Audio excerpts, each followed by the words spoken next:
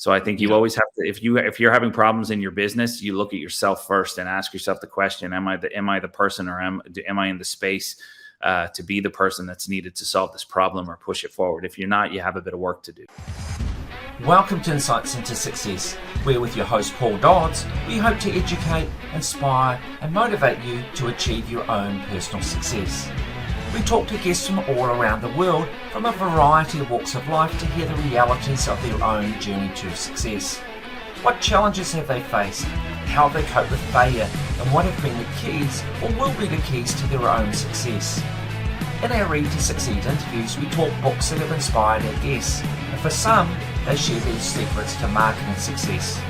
Join us as we give you insights into success. Welcome to Insights into Success. Today our special guest is Ryan Margolin, who has been very kind in offering to come on and tell us a bit about his family and their story. And I think particularly if you're interested in learning about running businesses across countries, there's a lot to be learned, I think. So, and also running family businesses. But I'm not going to say any more than that. I'm going to hand it over now to Ryan. And Ryan, if you could maybe kick us off by just telling us a little bit of the history of your family and the business that you guys run. Yeah. So first off, thanks for having me, Paul. It's a pleasure. I'm looking forward to having a chat. And the company that we have is called Professional Hair Labs. We're now a cosmetic manufacturer, but we weren't always that. It's a family business. We started out in the non-surgical hair replacement niche. And the reason for that was that my mother was a master hair technician, and my dad was always involved in, business in some way, shape, or form, either himself or through his family. So himself and my mother opened a hair replacement studio back in the late 70s, early 80s. And over the years of having that studio, my mom being a technician, she was exposed to a lot of products that were quite commonplace in the industry, but they contain chemicals. And even through correct ventilation and applications, over a period of time, she got chemical poisoning. And it forced her into early retirement. And, fortunately, she's a little bit better now.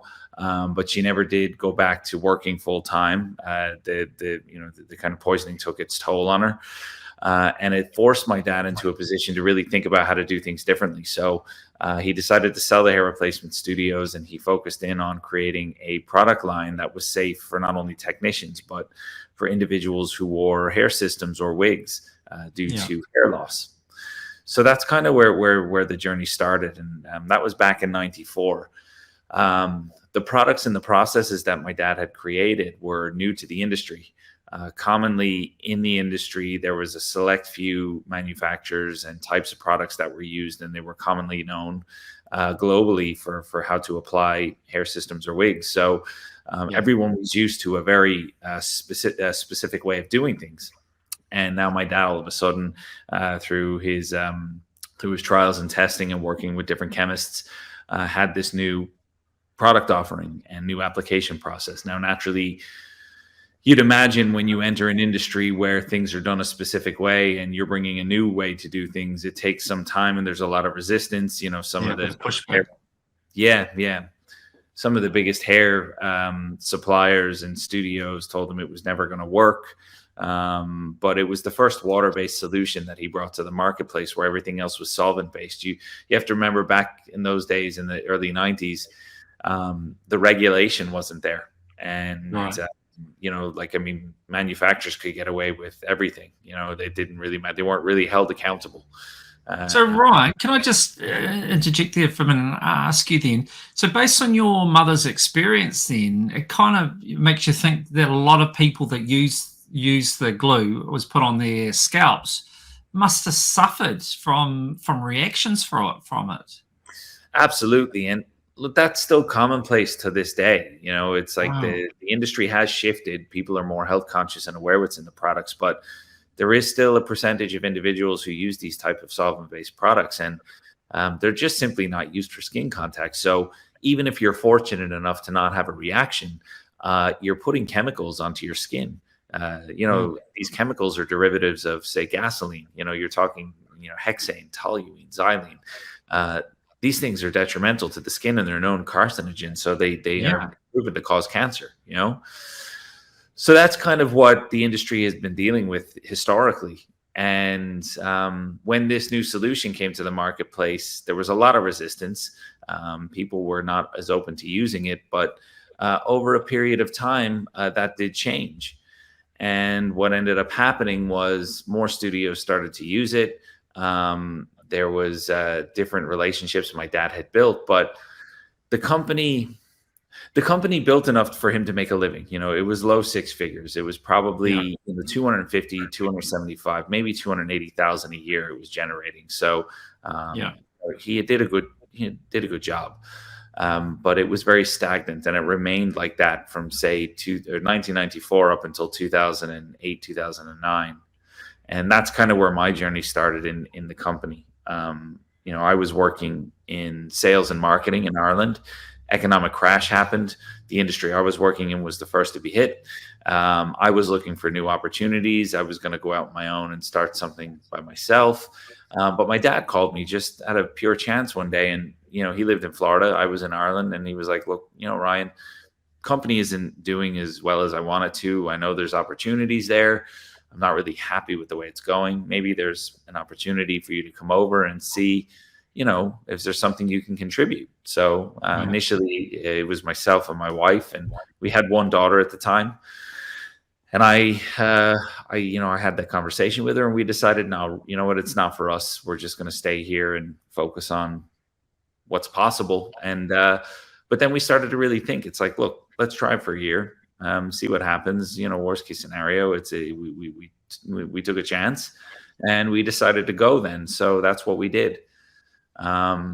So in 2009, we moved everything. We moved to Florida, and we started to learn, you know, very quickly, you know, what that transition of you know, taking a risk actually meant, you know, literally dropping everything and going and doing something completely new. So I went straight into it. Spent like the first 6 months learning about the business, looking at the operations, reviewing the sales process, the marketing process, learning about the products. Yeah. So really, I started on the warehouse floor. I started at the very bottom, bottling, you know, cleaning drums, making sure that products were, you know, stored correctly and all that. Because look, I'm a believer is that in order to know the business and its intricacies, you need to start, you know, from the very beginning. Yeah. And in alignment with learning all of that, I did, you know, I saw some things very quickly that I thought could be changed, but it took time. So I kind of started from, you know, the basics. I looked at the sales and marketing and operations and realized that, you know, the database of customers we had was far lower than the database of customers that existed in the United States, potentials, you know. So back in that day, there was no scrapers, you know, everything had to be done manually. So I spent 3 months manually building an Excel sheet of about 5,000 hair replacement studios by searching Google. But I think it was very good. It was a lot of tedious work and boring work. But I think it was very good because it gave me a really deep understanding of the different locations, states and cities in the U.S., the clusters of businesses in specific areas, and, you know, where there was more and where there was not so many, and where the opportunities may potentially lie. So when that was done, I had also been building out a new website and rebranding the company and the messaging. Because we had noticed that my dad had this really good, strong formulation, but it didn't have a couple of key points to the formula, which was water resistance and oil resistance. And fortunately, opportunities aligned. And in late 2008, early 2009, that technology it started to exist through a company who developed a product that had properties like that. So we started to reformulate. And in 2009, we launched a product to the market called Ghost Bond, and that included those features. And everything just met at the right time. You know, we had the product, the new branding, the new messaging, the new marketing strategy, we had the new database, and we went back to old school marketing and just did a direct mail campaign, a simple postcard, front and back. The front had the product with its features. The back had testimonials from key industry personalities. And there was only 3 of us in the business at that time. And we sent out the direct mail campaign in 3 separate stages because we didn't want to get inundated with calls. And within a couple of weeks, we started to get calls, and they would order 1 bottle to test. Those 1 bottles ended up turning into 3 bottles, 5 bottles, 10 bottles, 25 bottles over time. And within 18 months, we tripled revenue of the company. So Ryan, at that point, you were the only one with that type of product. Everyone else was still the chemical-based type product.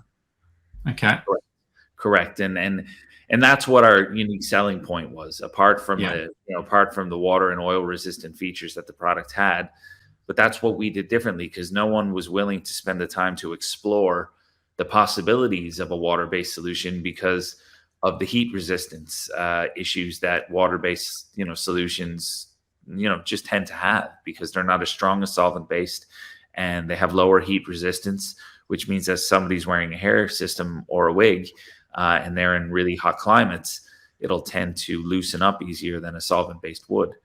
But we solved that problem.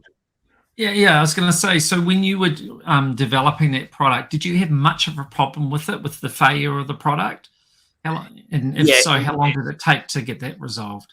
In certain areas, it actually, so we, through the years, and sorry, when I say we, that this was done before my time, because there was 3 or 4 products that existed in the line that have different properties that were very good. But again, one of the key challenges was always the temperature resistance. So we were able to, over the years that my dad had the company from 94 to 2009, it was able to improve it little by little, year after year, through a lot of research and development. But it's still in certain climates, like say India, or even if you look at the United States in Florida and Texas, where the climates are really hot, or even say Australia for that matter. It was a challenge, there were some clients who just simply couldn't use it because of their body chemistry and then the heat, so that they continued to loosen after a few days. But eventually we were able to solve that problem. Yeah, well, I mean, in that gate would have given you such an advantage. But in terms of your competitors, like how big were some of them? I mean, I would have thought there would have been some quite big companies that would have quite a financial backing in order and be able to spend the money on R&D if they could have been bothered. Yeah, and that's the truth. But I think I suppose the sales were so good globally because it was such a small niche, and they were pretty much one of only 3 people who were doing it. The biggest. I suppose the biggest competitor in the marketplace, they didn't have to. It was bread and butter business for them. They had developed it, they were selling it. But what ended up eventually happening between 2009 and 2013 or 14 is that I had them in my sights. I knew what we had in front of us, and I was confident that we knew what had to be done to take some of that market share. And by that time, then in 2013, 2014, they started knocking on our door, looking at potential partnerships with solutions for our product. But again, it's one of the things that I never truly understood, because I'm a firm believer is that if you want to change an industry, if you want to change the world in some way, there's power in numbers. And, if you're willing to work together to make the solution a better solution, there's always opportunity to do that. But not everyone thinks that way. And it became more about a very cloak and dagger communication process then. And it wasn't something we were interested in at that point. So we pulled out of the conversation, and we were like, you know what, look, we'll just continue to do what we do and you do what you do, and we'll leave it at that. So I think, in hindsight, they're probably, at this point now wishing that they had been a little bit more open about it, because we've now got the industry leading product, and people are now they're very knowledgeable about why those products are not safe. And look, there are still people who use them, albeit in a different capacity. They become a little bit more understanding that they shouldn't be applying the product to their skin. So they use it in conjunction with tape, where they apply the tape to the skin and then this product over the tape, so it never comes in direct contact. but you still got the issues with inhalation and the long-term effects of that. So, look, that they've curbed it a little bit, but again, it'll never solve the problem because ultimately it has these chemicals in them. So how big is the market, in the States, and then I suppose, looking at Europe, because I know you're in Europe as well, but I mean, what size market are we talking here? Well, you see, and this is where it's all changed. Now, again, we're considered, a company that operates in the hair and beauty industry because our products have now transitioned to individuals who wear wigs just for leisure. They want to change it up on a daily basis. Like you'd commonly see our products used, in red carpet events, like the Grammys or the Met Gala, anywhere from celebrities like Doja Cat to Cara Delevingne, anyone who wants to wear a wig just to change it up. So the market, our demographic is much, much larger now than it was, say, 10 years ago. Whereas, you'd have tens of millions of people who suffer from hair loss. So they were potential. But now you're talking about hundreds of millions globally. That's how the market has shifted. And, fortunately for us, because of the solution, we're able to operate within that marketplace, whereas the solvent-based solutions, not so much, because of the difficulty of cleaning and how suitable the products are for the people who want to wear wigs on a daily basis just for leisure. So in terms of your product offering now, has it changed much? I mean, you've got the glue, but have you expanded into other products as well, or?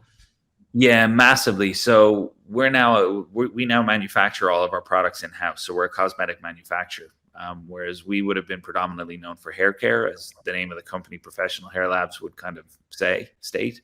But now we manufacture everything from hair care, body care, skin care, tanning, sanitizer, hair growth, serums, creams. It's anything that doesn't involve lipsticks or powders, we do. So we are now, we're now a full-blown cosmetic manufacturer. So it differs greatly to what we were doing previously. So the formulas have always been ours historically because we worked with cosmetic chemists that help us formulate. But because of our limited capacity to make stuff, we were contract manufacturing pretty much all of our products. But along with that came tons of different challenges over the years. As we started to scale, contract manufacturers' ability to keep up with us was a big challenge. Lack of consistency in products was a challenge, whereas, we would sell product into our distributors, our wholesalers, and their customers would know a difference in smell or consistency. Those things started to catch us. And the only way we could effectively solve that problem was if we were in control of the production. Now, that switch and that shift brings on a whole other set of challenges. Yeah. But again, it gives you control of the important ones, which is making sure that the consumer is getting consistent products that perform every time. Because look, I'm a believer is that you're only as good as the last product that you supply to your customer.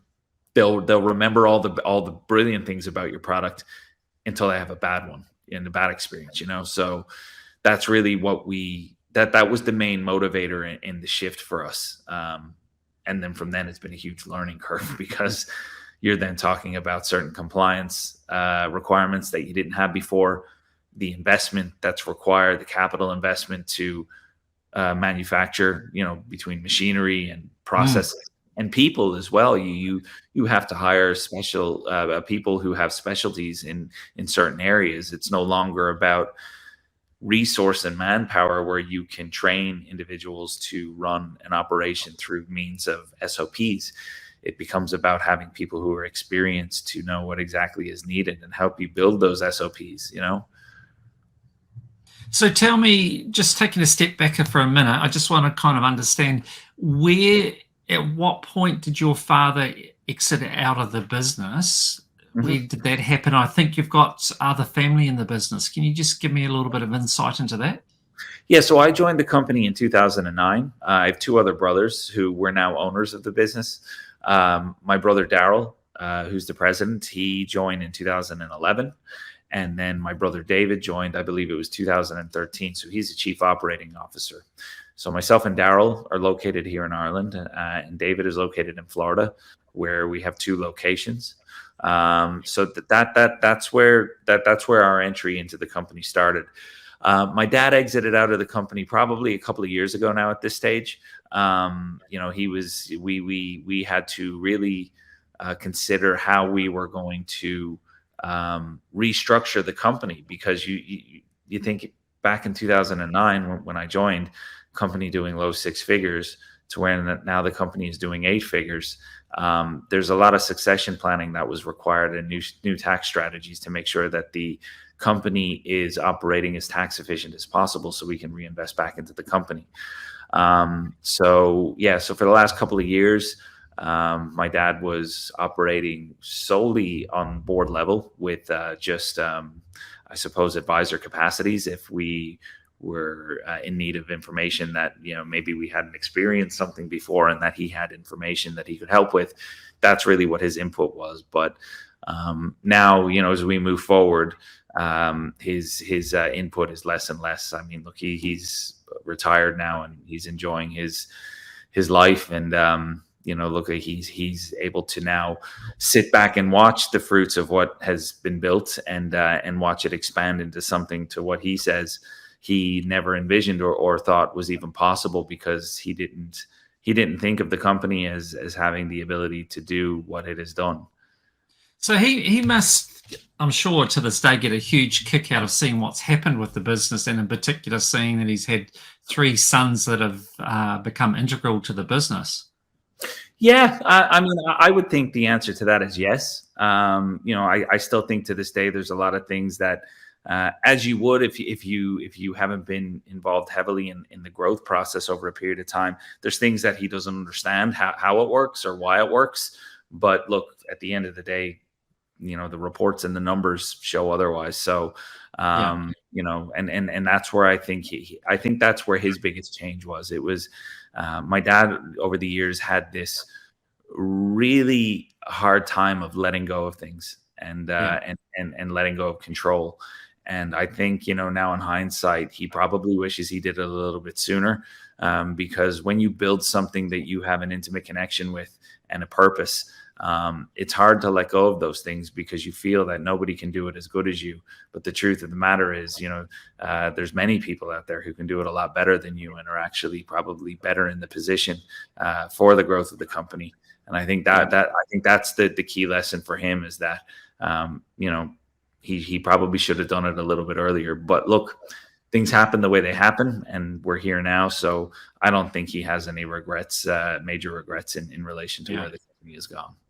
And how has it been having two brothers, working with two brothers? Tell me about that. How does that work with the family dynamic? I think no worse or less or any better than it would be, having shareholders in a company. There's challenges, but I think communication is key. At the very beginning, during our own personal growth, we had many times when we didn't see eye to eye. But I think growing up in the household that we did, and having, the mother that we did, she was very understanding and very empathetic, and she taught us how to be that. We were able to always, I think one of the key things for us, we were able to always put ourselves in each other's shoes in times where we, weren't seeing the perspective of each other. Yeah. And I think that really is what helped us find the common ground and move forward. And we've gotten much better at it over the years. Now, we sit within the belief that, in a moment of where we're looking at things differently, we know ultimately this is just going to end up in the place where we're able to solve it. So we're much more confident in that now. So it's good now. It's had its challenges over the years, but now it's really good. And so for the business, you were saying before, two of you are in Ireland and the others in Florida. Where is your manufacturing? Where are you doing that? So we decided to base our principal manufacturing facility in Ireland for two reasons. Number one, it was very tax efficient to do so. Lower corporation taxes in Ireland in particular. It's very good incentive for businesses to work here. But secondly, the EU regulations in relation to cosmetic manufacturing is far more stringent than the US. So where there'd be hundreds of ingredients that are banned in the EU, there'd only be, there's less than 100 in the US. Now that is shifting. But I think when you manufacture under EU guidelines, there's not many places for export in the world that you're going to run into problems. So we do make some stuff in the US, but at the end of this year, we're going to actually have a much more robust manufacturing facility in the US as well to make the products that we can't make there at the moment. And ultimately, it helps us just remain more competitive and be sharper with pricing, because we're not at the mercy of logistic costs, shipping containers globally. It must have been a huge challenge for you guys when you decided to start manufacturing yourself, and in particular basing it in Ireland as well. So can you tell me a little bit about that and what the challenges were you faced? I mean, I'm sure it was an expensive exercise. Yeah, look, that was a process for us, and it wasn't a process that we really had the luxury of planning out over 5 years. Challenges, and I mean, we were talking. I mean, you talk about challenges with supply that we discussed or touched on earlier, being the main motivator, but there were so many other ones other than that. So we looked for consultants which we could hire to bring in, but we weren't really, we were finding a lot of consultants in the food and manufacturing space that were, specialized in lean systems. But we realized very quickly through the process, it wasn't actually what we needed. So we found it very difficult to find somebody to actually help us with it. So we ended up having to do most of it ourselves. And like we have done historically, we just jumped head first and allowed ourselves to make the mistakes. Now, we made some costly mistakes. We purchased machinery that wasn't fit for purpose from companies that ended up looking like they were specialized in the area, and it ended up leading us into a place where we were supplied with a machine that wasn't fit for purpose, and it landed us in a very, very precarious position. But from that, I think it catapulted our knowledge and experience of how to set things moving forward. So basically what we did is that we dumped all this investment into expanding our manufacturing space, building a lab, and then buying the equipment that we thought we needed at that time. And then we hired a chemist rather than looking for a consultant. We just went straight in and got a senior chemist. And that position was integral to allowing us to understand what we needed, because every week on week, the chemist would be coming to us with reports of what we don't have, what we need, his challenges and his struggles to help us develop products, improve them, develop them, and manufacture them quickly. So that's how we actually learned. It wasn't through looking at consultants that were specialized in helping us. It was through just going forward with the process, ordering in the ingredients we needed, letting the chemist hit the roadblock as he was going to hit them, and then us fixing them.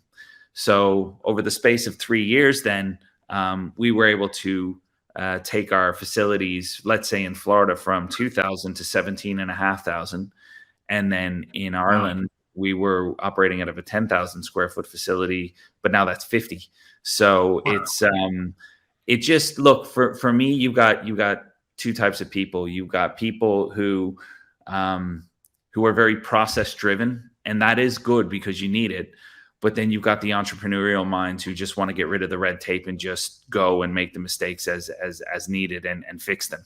And that, to me, is how we've made our progress. Now, that isn't a one size fits all solution. I would never recommend it to somebody, but for us, we knew each other and we knew how we'd get to the end goal quickly, and that's how we did it. So it wasn't as typical as most would approach it, because they'd be concerned about losing money. But for us, we kind of accepted the fact that we're going to have to lose a little bit of money in order to figure this out, because like anything in business, how do you learn? You have to spend the money, whether it's hiring a mentor or hiring somebody, or doing, what you think is best based upon your best guesstimate. And then if it works, great. If it doesn't, you learn. So that's how it's worked for us. The challenge with that, though, of course, is to make the mistakes, but get through it without bankrupting yourself. Because, there's plenty of entrepreneurs out there do much the same as you're describing, but don't quite make it. They hit those problems and then it tips them over, so it can't be underestimated, in my opinion, what you've managed to achieve, because I'm sure, without knowing the finer details, I'm sure it could have just as easily tipped you over. But you managed to work your way through it without that happening. Yes, exactly. And I think the key thing that stopped that for us, we had an issue, with production in terms of the amount that we were able to produce. So we were left in a position where we either hired more resource or we bought an automated machine. So we decided to dump all the money into the machine, because we knew then once we paid for that machine, we would have, let's say $5 or $7 grand a month that we could then, put in the bank and put towards expanding. So it was that type of mentality. It's like, what can we do to save costs? It might cost us now long term, but over the space of 2 or 3 years, we might have another 150 grand or 100 grand to actually put into another part of the operation. And that's how it worked for us. And it compounded very quickly when we found areas in the business where we could do that and save money. Now we're in a position where we have so much automation, and our lean system, our lean manufacturing is so good that we're able to actually invest in the positions inside of the company that are specialized and that allow us to get the experienced individuals on the team that we need to push things forward. So for you, operating internationally like you have, how much more complicated has that made it for you in the business? I think it's made it only as complicated as the people that we don't have to tell us what to do. That's really so. I mean, there's times where we, like me personally, I've hit places of operations where I don't have a deep understanding of what we're doing. One of the key things for me is that I'm always committed to figuring it out. But I think that's been our biggest challenge, is that, look, when we hit a point of growth where it moves us into a new area that we don't have resources in, we realize very quickly that we need to get somebody. Now, me personally, a time study has always fixed that for me. Every few months I would do a time study where for 2 weeks, every 15 minutes I would write down what I'm doing. It's a pain in the ass now, but it's so beneficial. So what happens is at the end of those 2 weeks, I break it into 3 sections. It's self-care, tactical, or strategic. And if it's a tactical task that I'm doing, it's a T. If it's a strategic task that I'm doing, it's an S. And if it's time for myself that I spend on myself, it's SC for self-care. And I break it up into a percentage. And if I'm spending majority of my time in a tactical position, I will write a list of bullet points of those tactical things that I'm doing, and we will hire somebody to do those things. It's a really key indicator of who you need in the business, because if I'm doing it more than I should be, it's exactly the person that we need to bring in to help. So that allows me to free up my time and focus on the strategic side of things. That shows real commitment to do that, though. And like, a lot of people would listen and think, oh, that's a great idea. But it's one thing to think about it, another thing to actually implement it, to actually do that. Because as you were sort of alluding to before, I imagine it's quite a painful process, but there's a reward at the end of it. Yeah. And I think really in my mind, it's that, look, I always strive to achieve the results to a much higher level of the pain of the work that it requires to get there. You know what I mean? And I think you have to put yourself in that mind frame, because it's a constant wheel. It evolves and it turns. You come full circle, you have to do it again, and then you move out of it. So it's like a constant evolution, but you have to accept the fact that you're always going to be back in that position, within 3 to 6 months if your company is growing. I'm a firm believer is that, and I've learned this throughout the last decade, is that if you hit a place in your business where you're sitting and being able to breathe, that the complacency is creeping in, and that's not a good thing. You have to be comfortable with being uncomfortable, because I was taught many years ago that if your business is growing, it'll always feel broken.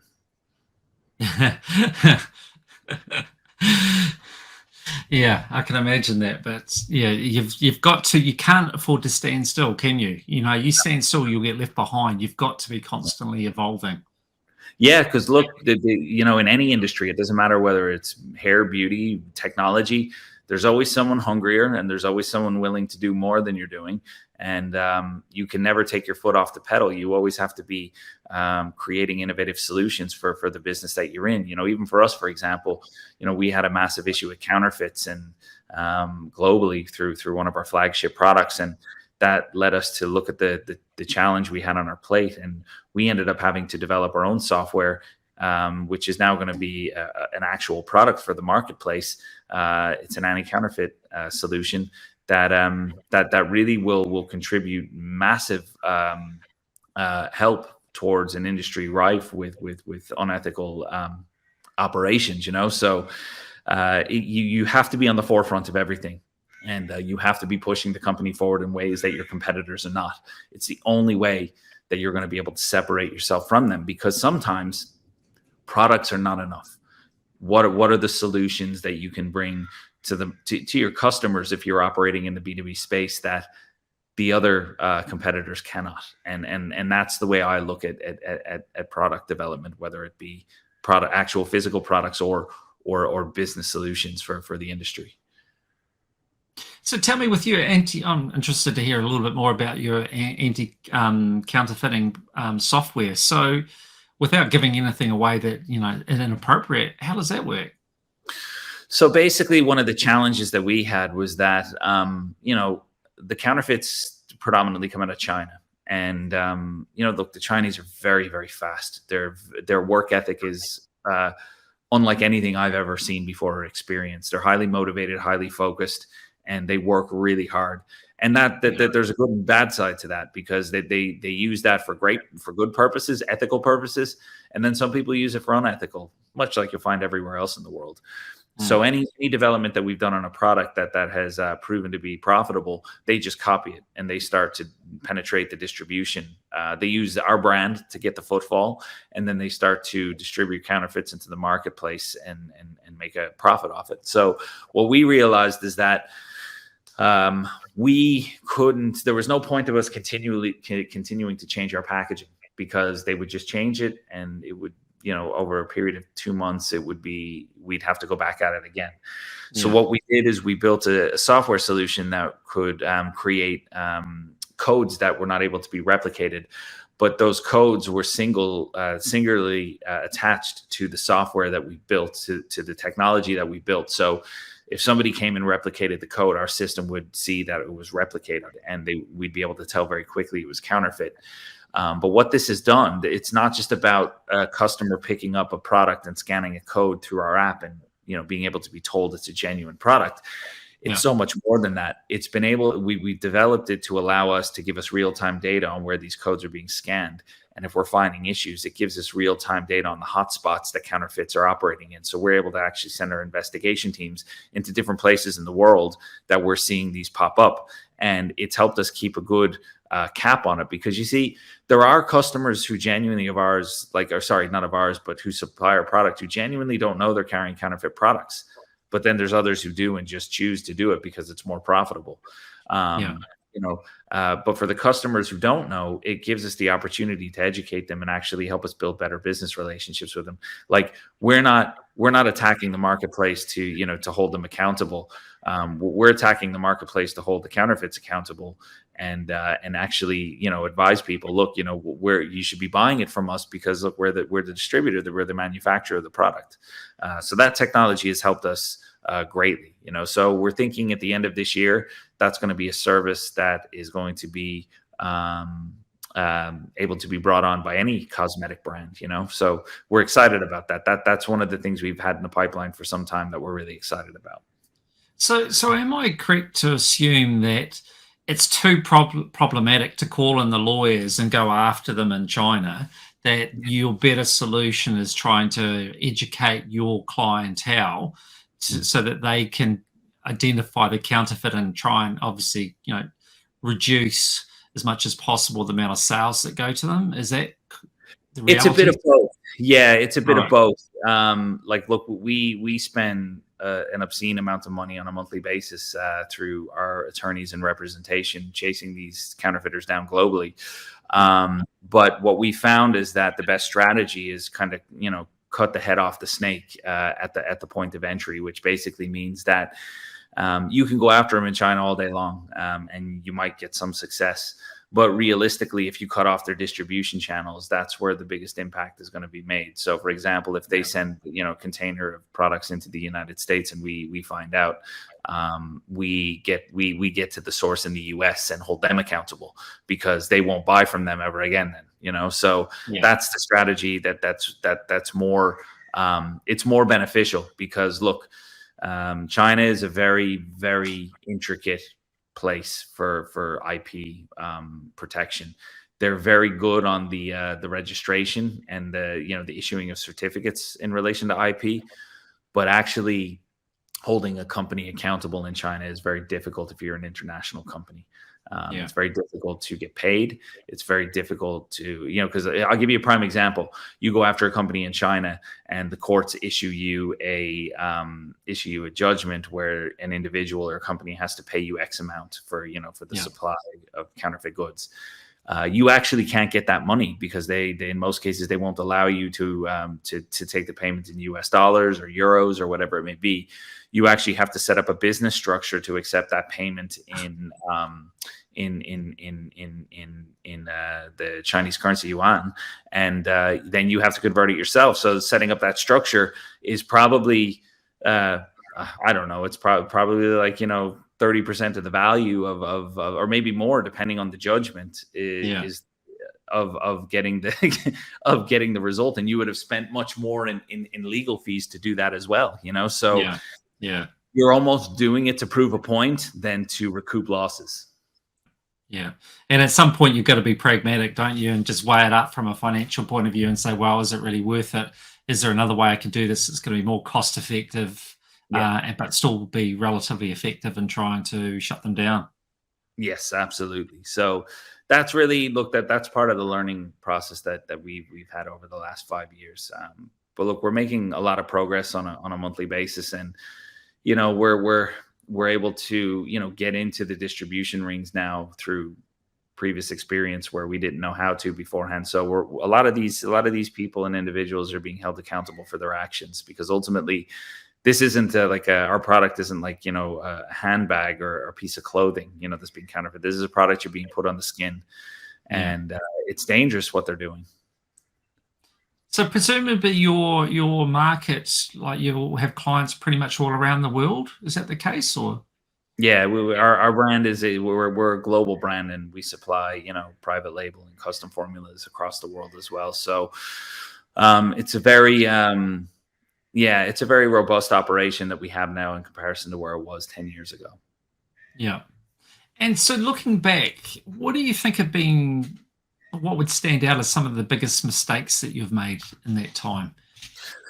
I think some of the biggest mistakes, or actually maybe even the key biggest single mistake, was thinking about if you find success in an area that that really worked well for you, that you can just take that process and replicate it in another part of the world. I think that was the biggest lesson we learned, or that I learned myself. Back in 2009, when we were able to triple revenue in 18 months in a very short period of time, I tried to replicate that same process in Europe, and it fell flat in its face. So I realized the way they do business in Europe is a hell of a lot different than they do business in the US. And, it was more about building a relationship, and it was very untransactional versus the United States, where it was a very transactional relationships that were built at that point in time. So that was one of the key lessons that served me well, even moving forward. When we move into new marketplaces, it's not just about looking at the demographic. It's not looking about the numbers and the statistics.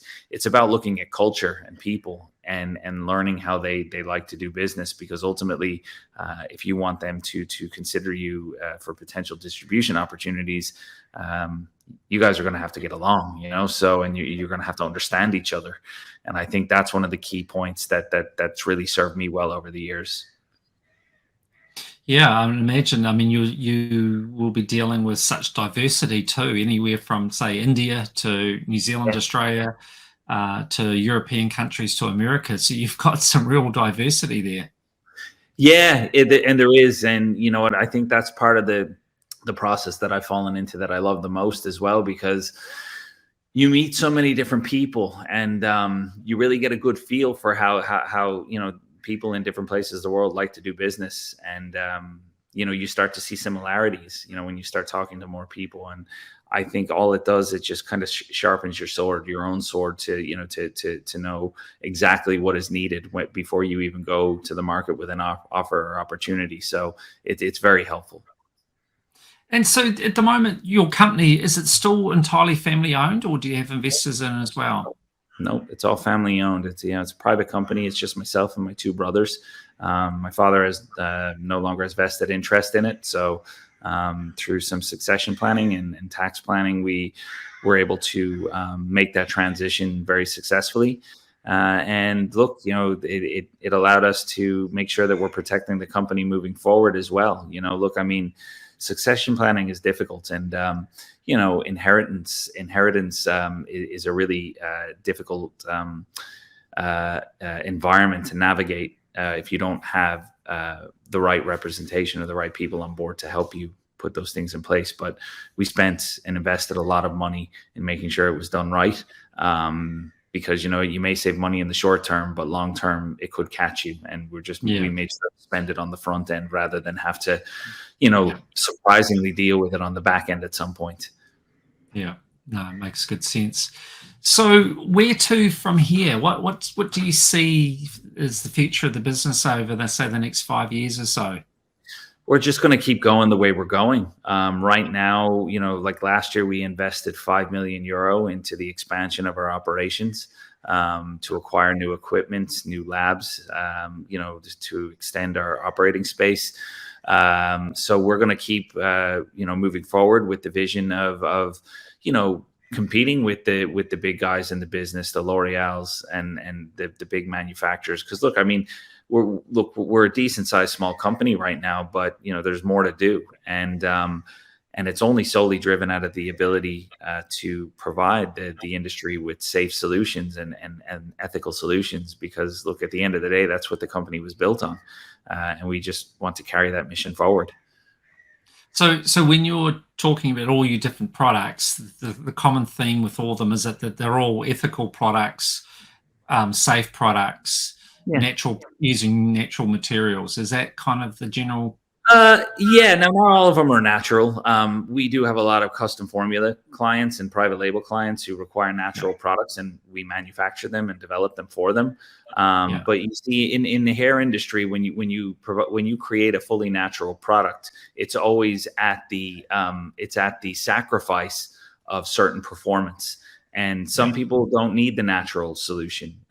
We make products safe, and everything we use is compliant and using the best ingredients possible. But not all of them are natural, fully natural.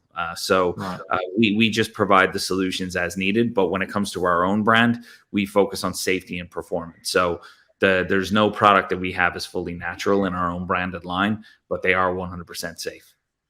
So when you are coming up against companies like L'Oreal, what's your point of difference when you're coming up against the likes of them?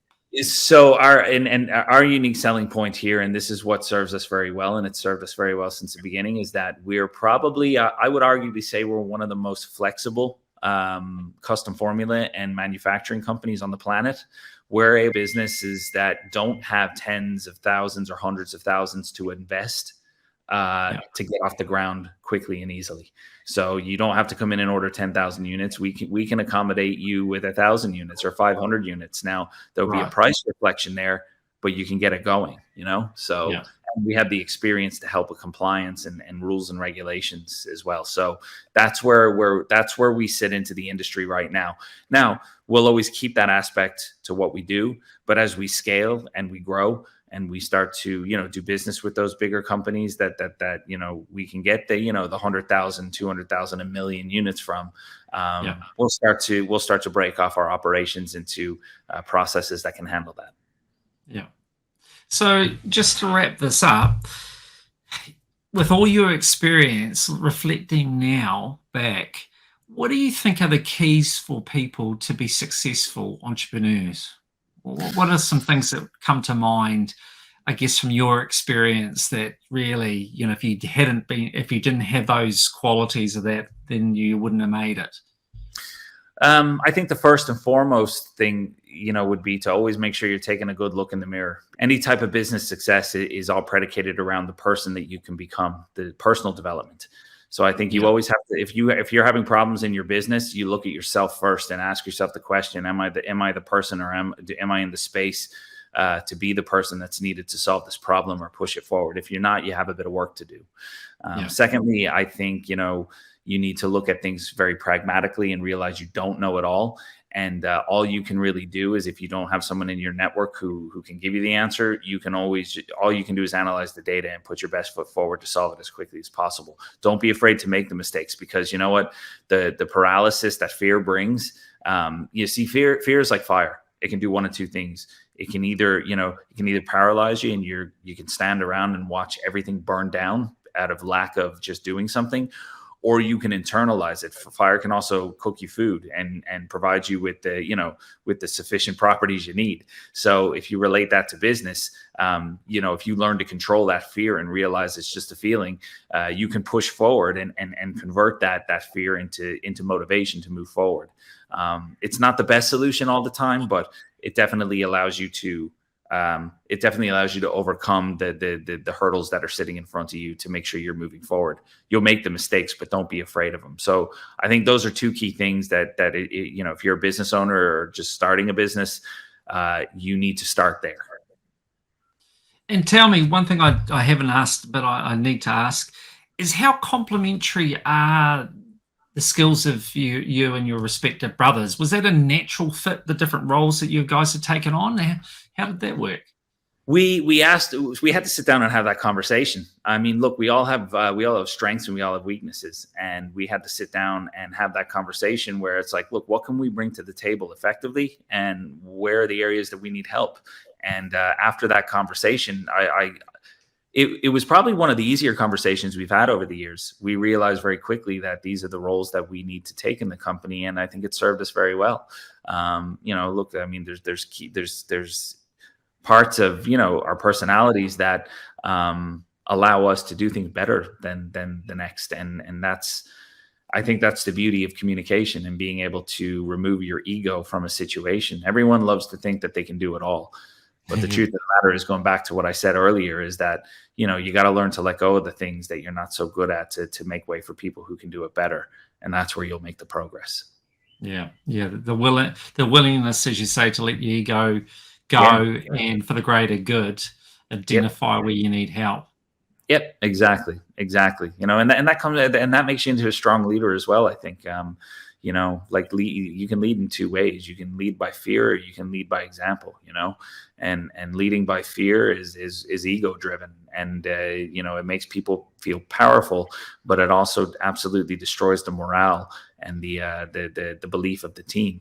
When you lead by example, you allow everyone to sit in their positions and autonomously do their job, and you can measure on results and productivity rather than daily tasks. So it becomes it's like a transactional relationship. It changes from a transactional relationship where you're checking if a job is done to a transformational leadership where you're setting a clear result and you're allowing people to get on and get that result. Yeah, no, absolutely. All right, Ryan, well, I'm just conscious of time, but you've given us a lot of content in a very short space of time, or at least it seems like a short space of time, but it's actually been a while. Look, Thank you so much. I think I've twisted your arm that you might stay on and do Read to Succeed with me in a minute. But for this interview, thank you so much for your time. It's been really interesting, and it's inspirational to see what you guys have done with the family business and to transform it and take it internationally as you have. And all the brothers still to be talking to each other. So that's quite an achievement. So, well done to you guys. Thank you so much. Thanks, Paul. I appreciate it.